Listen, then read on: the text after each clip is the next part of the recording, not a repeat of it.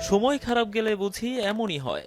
বোলিংয়ে নিষেধাজ্ঞা, চ্যাম্পিয়ন্স ট্রফির দল থেকে বাদ পড়া, তারও আগে দেশের মাটিতে টেস্ট খেলে বিদায়ের ইচ্ছে পূরণ না হওয়া, মুদ্রার ওপিঠের সব অমানিসা একসঙ্গে ঘিরে ধরেছে তারকা অলরাউন্ডার সাকিব আল হাসানকে। এসবের মাঝেই শুনলেন আরও একটি দুঃসংবাদ। এবার চেক জালিয়াতির মামলায় গ্রেপ্তারি পরোয়ানা জারি করা হয়েছে তার বিরুদ্ধে।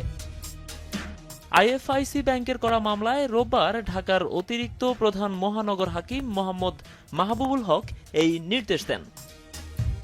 জানা গেছে, সাকিব আল হাসান এগ্রো ফার্ম লিমিটেডের জন্য ২০১৭ সালে আইএফআইসি ব্যাংকের বনানী শাখা থেকে ১.৫ কোটি টাকার ঋণ নেওয়া হয়। তবে নির্ধারিত সময়ে সেই ঋণ পরিশোধ করেনি প্রতিষ্ঠানটি। ফলে বাড়তে থাকে ঋণের পরিমাণ। এ নিয়ে ব্যাংকের পক্ষ থেকে সাকিব এগ্রো ফার্মকে নোটিশ দেয়া হয়। সে অনুযায়ী গেল বছরের সেপ্টেম্বরে ব্যাংককে ৪,১৪,০০,০০০ টাকার দুটি চেক দেয় প্রতিষ্ঠানটি। তবে ফার্মের অ্যাকাউন্টে এই পরিমাণ টাকা না থাকায় চেক দুটি প্রত্যাখ্যান করা হয়।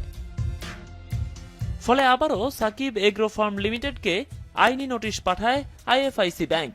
তবে টাকা পরিশোধ না করায় ১৫ই ডিসেম্বর ব্যাংকের পক্ষ থেকে প্রতিষ্ঠানটির চেয়ারম্যান সাকিব আল হাসান সহ ৪ জনের বিরুদ্ধে মামলা করা হয়।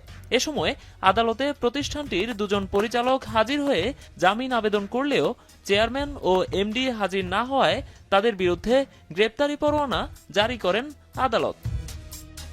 ৫ আগস্ট দেশের পট পরিবর্তনের পর থেকে আর দেশে ফেরেননি আওয়ামী লীগের সাবেক সংসদ সদস্য ও তারকা অলরাউন্ডার সাকিব আল হাসান। নোমান আব্দুল্লাহ, এখন, ঢাকা।